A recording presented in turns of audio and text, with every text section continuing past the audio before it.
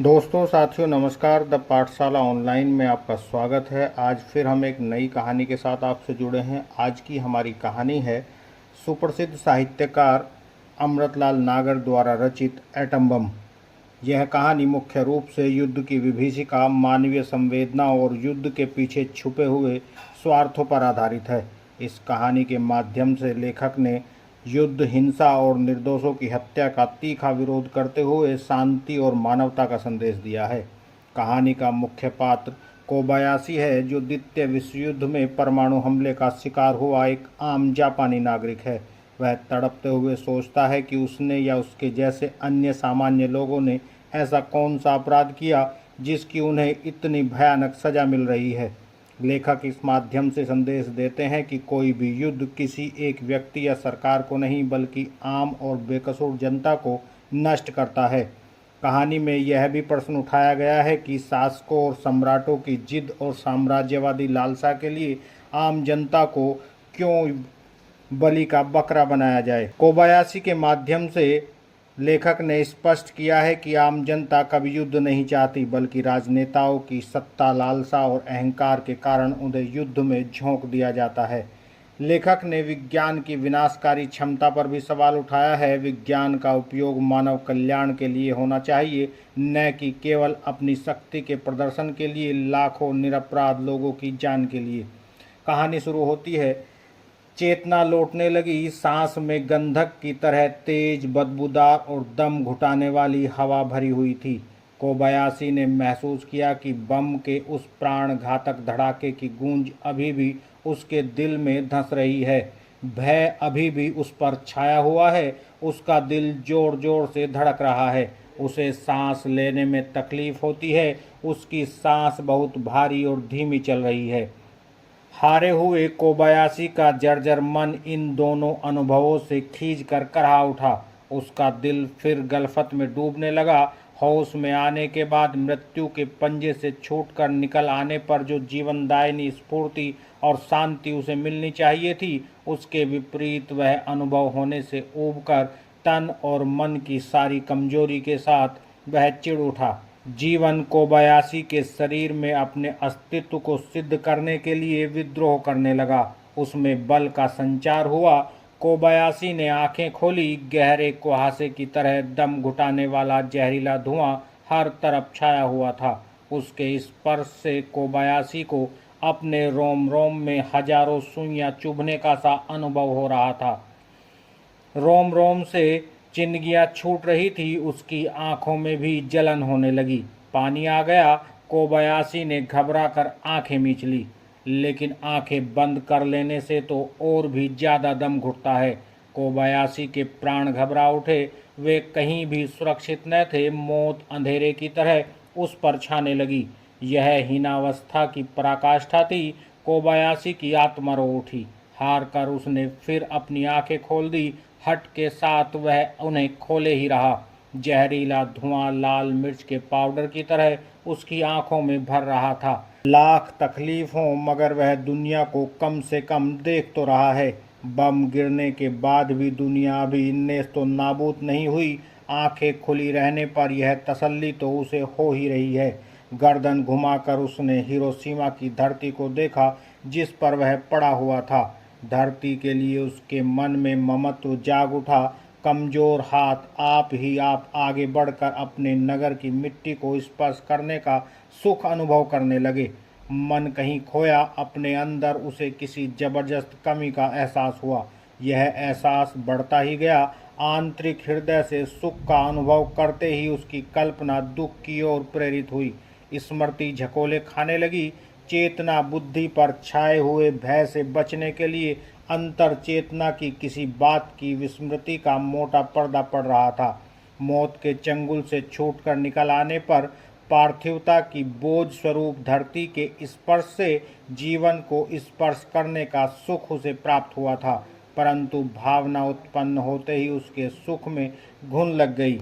भय ने नींवें डगमगा दी। अपनी अनास्था को दबाने के लिए वह बार बार जमीन को छूता था। अंतर के अविश्वास को चमत्कार का रूप देते हुए इस खुली जगह में पड़े रहने के बावजूद अपने जीवित बच जाने के बारे में उसे भगवान की लीला दिखाई देने लगी।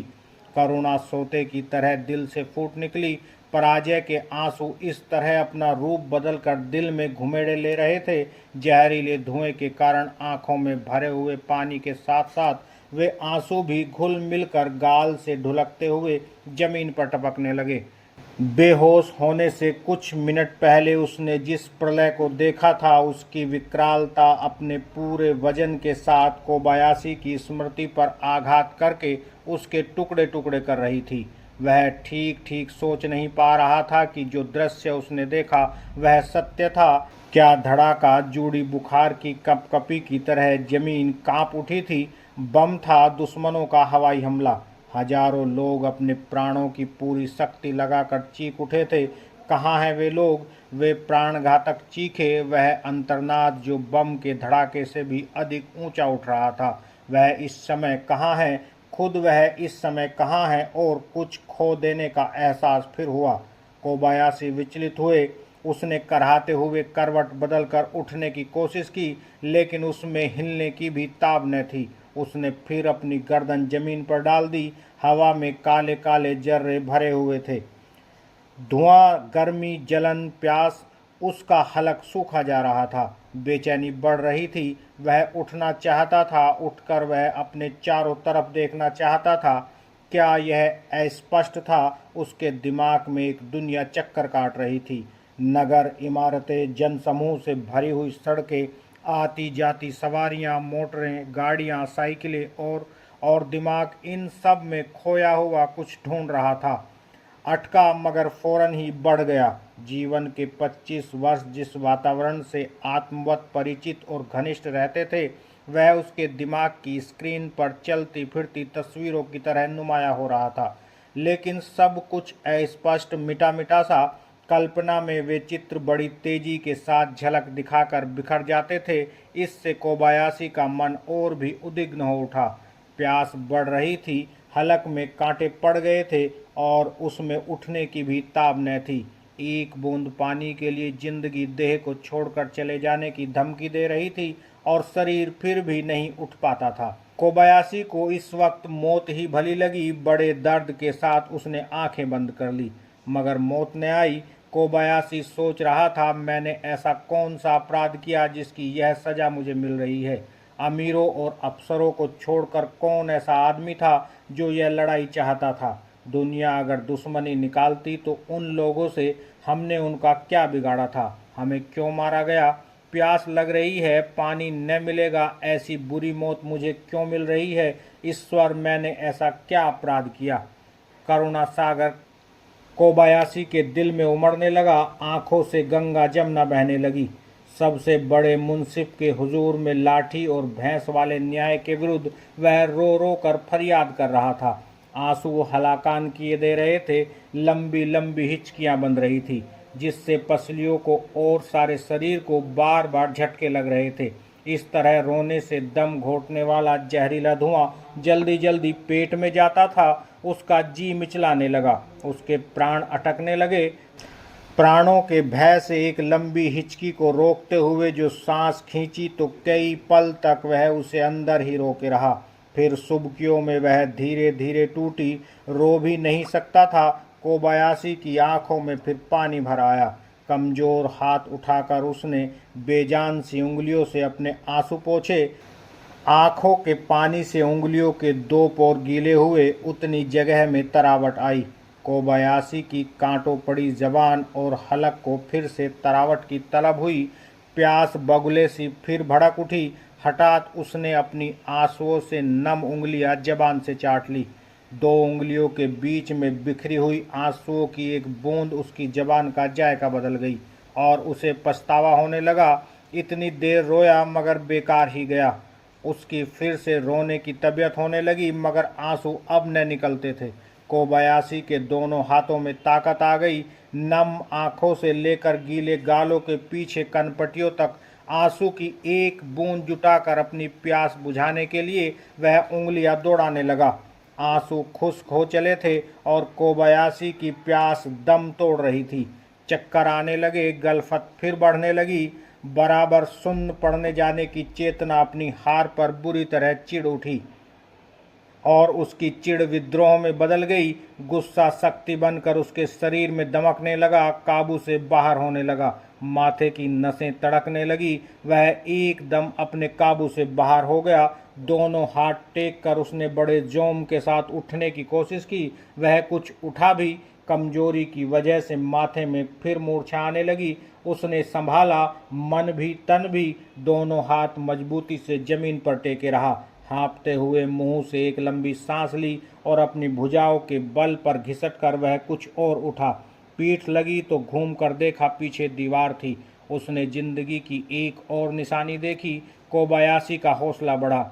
मौत को पहली शिकस्त देकर पुरुषार्थ ने गर्व का बोध किया, परंतु पीड़ा और जड़ता का जोर अभी भी कुछ कम न था। फिर भी उसे शांति मिली। दीवार की तरफ देखते ही ध्यान बदला। सिर उठाकर ऊंचे देखा, दीवार टूट गई थी। उसे आश्चर्य में प्रसन्नता हुई। दीवार से टूटा हुआ मलबा दूसरी तरफ गिरा था। भगवान ने उसकी कैसी रक्षा की। जीवन के प्रति फिर से आस्था उत्पन्न होने लगी। टूटी हुई दीवार की ऊंचाई के साथ साथ उसका ध्यान और ऊंचा गया। उसे ध्यान आया कि यह तो अस्पताल की दीवार है। अभी अभी वह अपनी पत्नी को भर्ती करा के बाहर निकला था। सवेरे से उसे दर्द उठ रहे थे, नई जिंदगी आने को थी। पत्नी जिसे बच्चा होने वाला था, डॉक्टर, नर्स, मरीजों के पलंग। डॉक्टर ने उससे कहा था बाहर जाकर इंतजार करो। वह फिर बाहर आकर अस्पताल के नीचे ही कंकड़ों की कच्ची सड़क पर सिगरेट पीते हुए टहलने लगा। आज उसने काम से भी छुट्टी ले रखी थी। वह बहुत खुश था जब अचानक आसमान पर कानों के पर्दे फाड़ने वाला धमाका हुआ था। अंधा बना देने वाली तीव्र प्रकाश की किरणें कहीं से फूटकर चारों तरफ बिखर गई। पलक मारते ही काले धुएं की मोटी चादर बादलों से घिरे हुए आसमान पर तेजी से बिछती चली गई। काले धुएं की बरसात होने लगी। चमकते हुए विद्युत कण सारे वातावरण में फैल गए। सारा शरीर झुलस गया, दम घुटने लगा। सैकड़ों चीखें एक साथ सुनाई दी थी। इस अस्पताल से भी गई होंगी। दीवार उसी तरफ गिरी है और उन चीखों में उसकी पत्नी की चीख भी जरूर शामिल रही होगी। कोबायाशी का दिल तड़प उठा। उसे अपनी पत्नी को देखने की तीव्र उत्कंठा हुई। होश में आने के बाद पहली बार कोबायाशी को अपनी पत्नी का ध्यान आया था।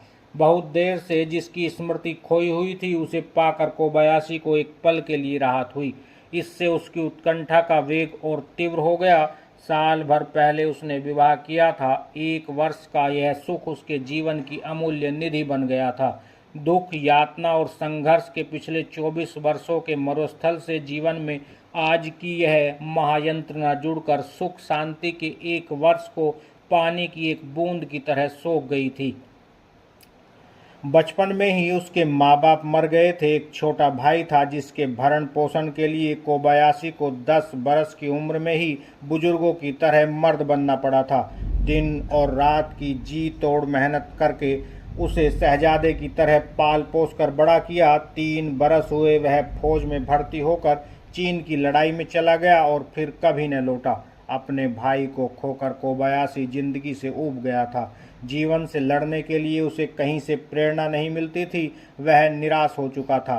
बेवा मकान मालकिन की लड़की उसके जीवन में नया रस ले आई। उनका विवाह हुआ और उसके घर में एक नई जिंदगी आने वाली थी। आज सवेरे ही वह बड़े जोश में था। उसके सारे जोश और उल्लास पर यह गाज गिरी। जहरीले धुएं की तपिश ने उसके अंदर तक को भून दिया था। वेदना असहनीय हो गई थी और चेतना लुप्त हो गई। अपनी पत्नी से मिलने के लिए कोबायाशी सब खोकर तड़प रहा था। वह जैसे बच गया, वैसे ही भगवान ने शायद उसे भी बचा लिया हो, लेकिन दीवार तो उधर गिरी है। कोबायाशी चीख उठा। होश में आने के बाद पहली बार उसका कंठ फूटा था।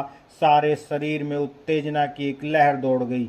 स्वर की तेजी से उसके सूखे हुए निष्प्राण कंठ में खराश पैदा हुई। प्यास फिर होश में आई। कोबायाशी के लिए बैठे रहना असहाय हो गया। अंदरूनी जोम का दौर कमजोर शरीर को झकझोर कर उठाने लगा। दीवार का सहारा लेकर वह अपने पागल जोश के साथ तेजी से उठा। वह दौड़ना चाहता था। दिमाग में दौड़ने की तेजी लिए हुए, कमजोर और डगमगाते हुए पैरों से वह धीरे धीरे अस्पताल के फाटक की तरफ बढ़ा। फाटक टूटकर गिर चुका था। अंदर मलबा मिट्टी जमीन की सतह से लगा हुआ पड़ा था।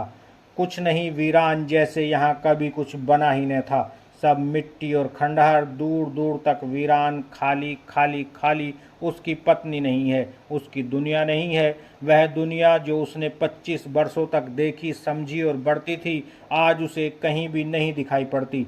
सपने की तरह वह काफूर हो चुकी है। मीलों तक फैली हुई वीरानी को देखकर वह अपने को भूल गया, अपनी पत्नी को भूल गया। इस महानाश के विराट शून्य को देखकर उसका अपनापन उसी में विलीन हो गया। उसकी शक्ति उस महाशून्य में लय हो गई। जीवन के विपरीत यह अनास्था उसे चिढ़ाने लगी। टूटी दीवार का सहारा छोड़कर वह बेतहाशा दौड़ पड़ा। वह जोर जोर से चीख रहा था, मुझे क्यों मारा, मुझे क्यों मारा। मीलों तक उजड़े हुए हिरोशिमा नगर के इस खंडर में लाखों निर्दोष प्राणियों की आत्मा बनकर पागल कोबायाशी चीख रहा था, मुझे क्यों मारा, मुझे क्यों मारा। कैंप अस्पताल में हजारों जख्मी और पागल लाए जा रहे थे। डॉक्टरों को फुर्सत नहीं, नर्सों को आराम नहीं, लेकिन इलाज कुछ भी नहीं हो रहा था। क्या इलाज करें? चारों ओर चीख चिल्लाहट, दर्द और यंत्रणा का हंगामा। गोरा दुश्मन, खुदा दुश्मन, बादशाह दुश्मन। पागलपन के उस शोर में हर तरफ अपने लिए दर्द का, अपने परिवार और बच्चों के लिए सवाल था, जिसकी यह सजा उन्हें मिली है, और दुश्मन के लिए नफरत थी, जिन्होंने बिना किसी अपराध के उनकी जान ली। अस्पताल के बरामदे में एक मरीज दहन फाड़कर चिल्ला उठा, मुझे क्यों मारा, मुझे क्यों मारा। अस्पताल के इंचार्ज डॉक्टर सुजुकी इन तमाम आवाज़ों के बीच में खोए हुए खड़े थे। वह हार चुके थे। कल से उन्हें नींद नहीं, आराम नहीं, भूख प्यास नहीं। ये पागलों का शोर, दर्द, चीख करहा उनका दिल, दिमाग और जिस्म थक चुका था। अभी थोड़ी देर पहले उन्हें खबर मिली थी, नागासाकी पर भी बम गिराया गया। वे इससे चिढ़ उठे थे। क्यों नहीं बादशाह और वजीर हार मान लेते? क्या अपनी झूठी शान के लिए वह जापान को तबाह कर देंगे? उन्हें दुश्मनों पर भी गुस्सा आ रहा था। इन्हें क्यों मारा गया? ये किसी के दुश्मन नहीं थे। इन्हें अपने लिए साम्राज्य की चाह नहीं थी। अगर इनका अपराध है तो केवल यही कि यह अपने बादशाह के मजबूरन बनाए हुए गुलाम है, व्यक्ति की सत्ता के शिकार हैं, संस्कारों के गुलाम हैं। दुश्मन इन्हें मारकर खुश है। जापान की निर्दोष और मूक जनता ने दुश्मनों का क्या बिगाड़ा था जो उन पर एटम बम बरसाए गए? विज्ञान की नई खोज की शक्ति आजमाने के लिए उन्हें लाखों बेजबान बेगुनाहों की जान लेने का क्या अधिकार था? क्या यह धर्म युद्ध है? एटम का विनाशकारी प्रयोग विश्व को स्वतंत्र करने की योजना नहीं, उसे गुलाम बनाने की जिद है। ऐसी जिद जो इंसान को तबाह करके ही छोड़ेगी। और इंसानियत के दुश्मन कहते हैं कि एटम का आविष्कार मानव बुद्धि की सबसे बड़ी सफलता है। पागल कहीं के। नर्स आई, उसने कहा, डॉक्टर, सेंटर से खबर आई है और नए मरीज भेजे जा रहे हैं। डॉक्टर सुजुकी के थके चेहरे पर सनक भरी सूखी हंसी दिखाई दी। उन्होंने जवाब दिया, इन नए मुर्दा मरीजों के लिए नई जिंदगी कहाँ से लाऊंगा नर्स? विनाश लोलुप स्वार्थी मनुष्य शक्ति का प्रयोग भी जीवन नष्ट करने के लिए ही कर रहा है, फिर निर्माण का दूसरा जरिया ही क्या रहा? फेंक दो उन जिंदा लाशों को हिरोशिमा की वीरान धरती पर, या उन्हें जहर दे दो। अस्पताल और डॉक्टरों का अब दुनिया में कोई काम नहीं रहा। नर्स के पास इन फिजूल की बातों के लिए समय नहीं था। नए मरीज आ रहे हैं, सैकड़ों अस्पताल में पड़े हैं। वह डॉक्टर पर झुंझला उठी, यह वक्त इन बातों का नहीं है डॉक्टर, हमें जिंदगी को बचाना है, यह हमारा पेशा है, फर्ज है। एटम की शक्ति से हार कर क्या हम इंसान और इंसानियत को चुपचाप मरते हुए देखते रहेंगे? चलिए आइए, मरीजों को इंजेक्शन लगाना है, आगे का काम करना है। नर्स डॉक्टर सुजुकी का हाथ पकड़ तेजी से आगे बढ़ गई और यहीं पर कहानी समाप्त हो जाती है। तो दोस्तों, साथियों, अगर ये कहानी आपको पसंद आई हो तो इसे लाइक करें, हमारे चैनल को सब्सक्राइब करें। आगे फिर एक नई कहानी के साथ आपसे जुड़ते हैं, तब तक के लिए दीजिएगा इजाज़त। जय हिंद, जय भारत।